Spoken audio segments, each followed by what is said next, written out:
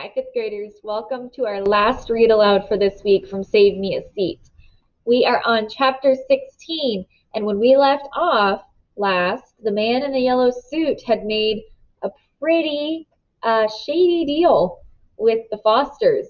He said he would basically trade Winnie or the information of where Winnie is for the wood. So he wants the Fosters to give him the wood in exchange for Winnie. Let's go ahead and pick up where we left off. Chapter 16. The constable was fat and he was sleepy.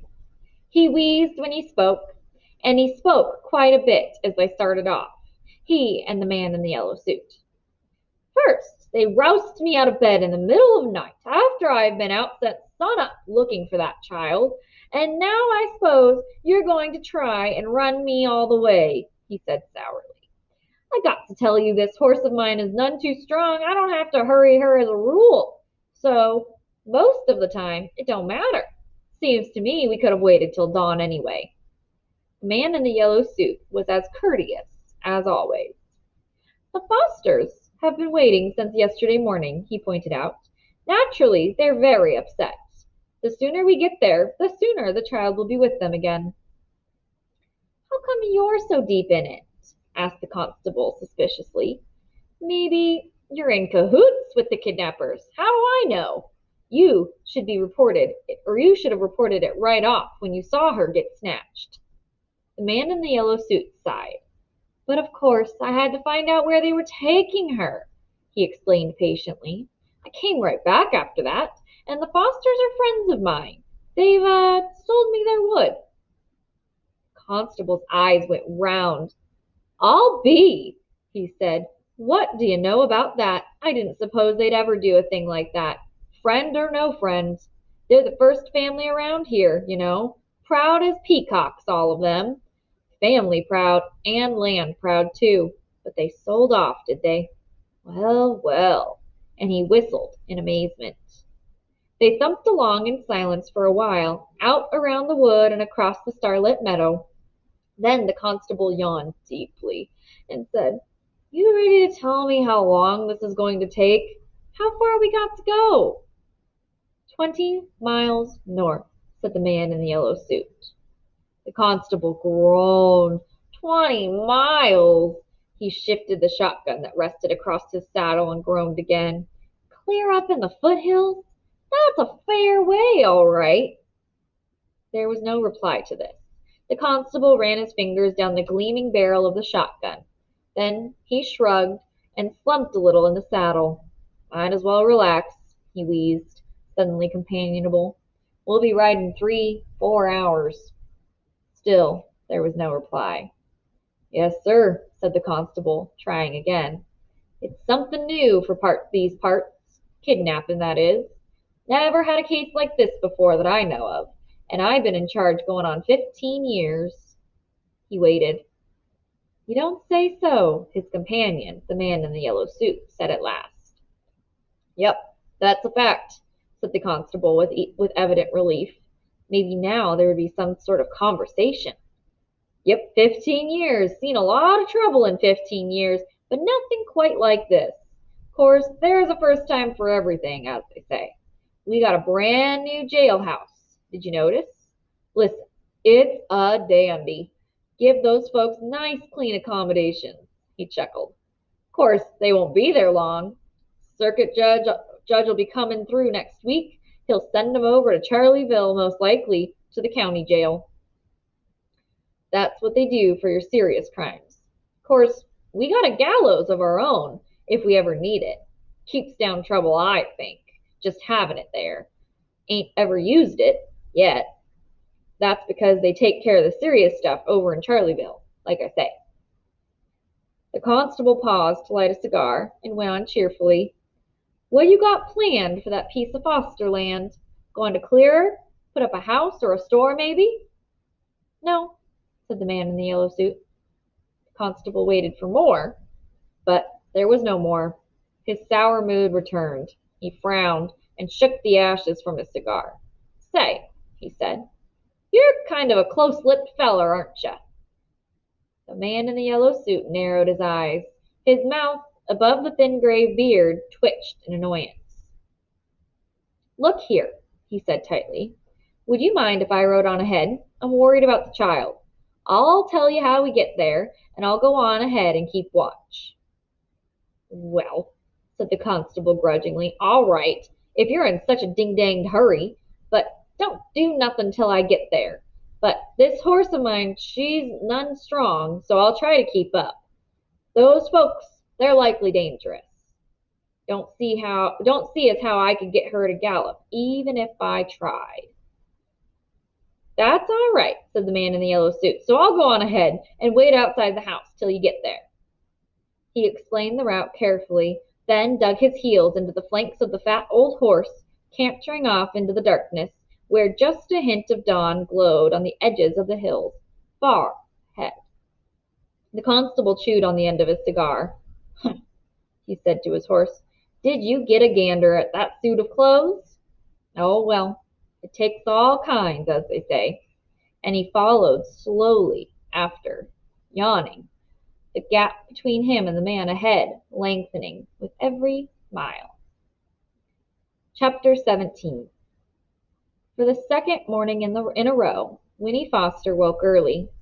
Outside in the ring of trees around the pond, the birds were celebrating, giving the new day a brass band's worth of greeting. Winnie freed herself from the twisted quilt and went to the window. Mist lay on the surface of the water, and the light was still pale. It looked unreal, and she felt herself unreal, waking where she had, with her hair wild and her dress all crumpled. She rubbed her eyes. Through the dewy weeds below the window, a toad hopped suddenly into view, and Winnie peered at it eagerly. But no, of course it wasn't the same toad, and remembering that her toad, she thought now, almost fondly, it seemed to her, that she had been away from home for weeks. Then she heard a step on the loft stairs and thought, "Jessie!" At once her cheeks flamed. But it was Miles. He came into the parlor, and when he saw that she was up, he smiled and whispered, "Good, you're awake. Come on, you can help me catch some fish for breakfast." This time Winnie was careful not to make a noise when she climbed into the rowboat. She made her way to her seat in the stern, and Miles handed her two old cane poles. "Watch out for the hooks," he warned, "and a jar of bait. Pork fat, cut into little pieces." A big brown night moth fluttered out from under the oar blades and propped beside her on the seat, then wobbled off toward nowhere through the fragrant morning air. And from the bank something plopped into the water. A frog. Winnie caught just a glimpse of it as it scissored away from shore. The water was so clear that she could see tiny brown fish near the bottom, flicking this way and that. Miles pushed the rowboat off and sprang in, and soon they were gliding up toward the near end of the pond, where the water came in from the stream. The locks grated as the oar dipped and swung, but Miles was skillful. He rowed without a single splash. The dripping from the blades, as they lifted, sent rows of overlapping circles spreading silently behind them. It was very peaceful. "They'll take me home today," thought Winnie. She was somehow certain of this, and began to feel quite cheerful. She had been kidnapped, but nothing bad had actually happened, and now it was almost over. Now, remembering the visits of the night before, she smiled, and found that she loved them, the most peculiar family. They were her friends, after all, and hers alone. "How'd you sleep?" Miles asked her. "All right," she said. "That's good. I'm glad.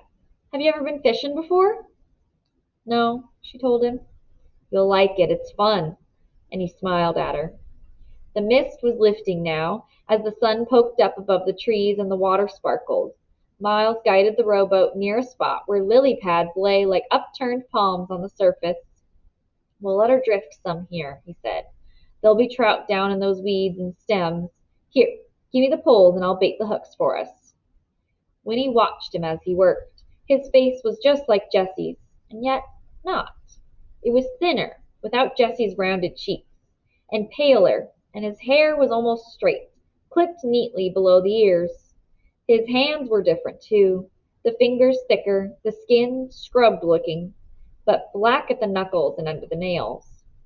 Winnie remembered that he worked sometimes as a blacksmith, and indeed his shoulders, under his threadbare shirt, were broad and muscled. He looked solid, like an oar, whereas Jessie, well, she decided Jessie was like water, thin and quick.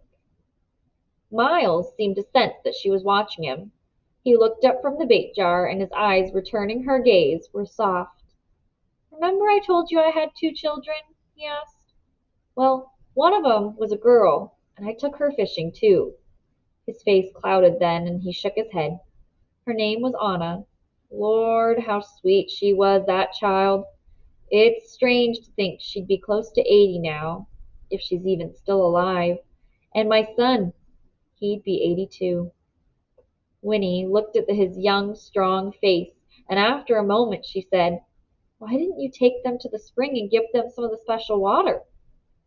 "Well, of course, we didn't realize about the spring while we were still on the farm," said Miles. "Afterwards, I thought about going to find 'em. I wanted to, heaven knows.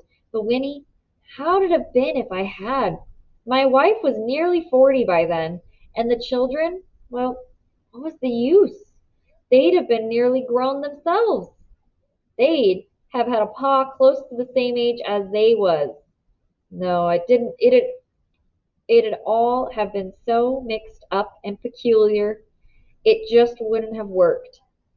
Then Pa, he was dead set against it anyway. The fewer people know about the spring, he says, the fewer there are to tell about it.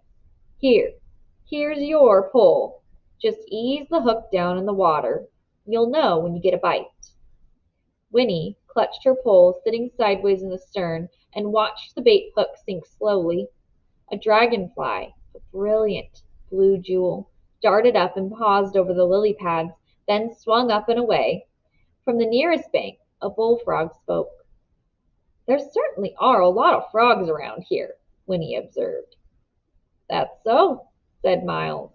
"They'll keep comin' too long as the turtles stay away. Snappers, now they'll eat frogs soon as I look at 'em."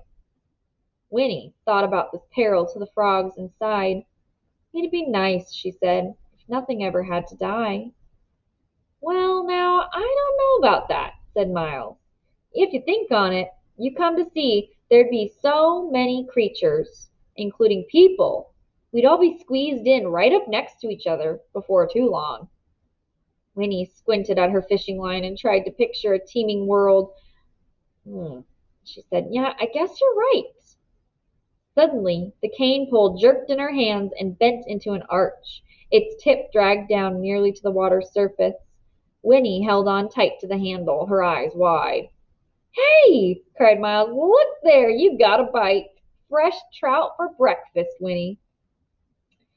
But just as suddenly the pole whipped straight again and the line went slack. "Shucks," said Miles. "It got away." "Kinda glad," Winnie admitted, easing her rigid grip on the butt of the pole. "You fish, Miles. I'm not so sure I want to." And so they drifted for a little longer. The sky was blue and hard now, the last of the mist dissolved, and the sun, stepping higher above the trees, was hot on Winnie's back. The first week of August was reasserting itself after a good night's sleep. It would be another searing day. A mosquito appeared and sat down on Winnie's knee. She slapped at it absently, thinking about what Miles had said. If all the mosquitoes lived forever, and if they kept on having babies, it would be terrible. The Tucks were right. It was best if no one knew about spring, including the mosquitoes. She would keep the secret. She looked at Miles, and then she asked him, "What will you do if you've got so much time?" "Some day," said Miles, "I'll find a way to do something important." Winnie nodded. That's what she wanted. "The way I see it," Miles went on, "it's no good hiding yourself away like Pa and lots of other people. And it's no good just thinking of your own pleasure, either. People got to do something useful if they're going to take up space in the world. But what will you do? Winnie persisted. I don't know yet, said Miles. I ain't had no schooling or nothing, and that makes it harder. Then he set his jaw and added, I'll find a way, though. I'll locate something. Winnie nodded. She reached out and ran her fingers across the lily pad that lay on the water beside the boat. It was warm and very dry, like a blotter, but near its center was a single drop of water, round and perfect. She touched the drop and brought her fingertip back wet. But the drop of water, though it rolled a little, remained as round and perfect as before. And then Miles, he caught a fish. There it flopped in the bottom of the boat, its jaw working, its gills fanning rapidly. Winnie drew up her knees and stared at it. It was beautiful and horrible, too, with gleaming rainbow-colored scales and an eye like a marble beginning to dim even as she watched it. The hook was caught in its upper lip, and suddenly Winnie wanted to weep. Put it back, Miles, she said, her voice dry and harsh. Put it back right away. Miles started to protest, and then, looking at her face, he picked up the trout and gently worked the barbed hook free. All right, Winnie, he said, and he dropped the fish over the edge of the boat. It flipped its tail and disappeared under the lily pads. Will it be all right? Asked Winnie, feeling foolish and happy both at once. It'll be all right, Miles assured her. And then he said, People got to be meat eaters sometimes, though. It's the natural way. And that means killing things sometimes. I know, said Winnie weakly, but still. Yes, I know, said Miles, but still. And that's where we're going to stop for today. Stay tuned for the rest of Tuck Everlasting next week.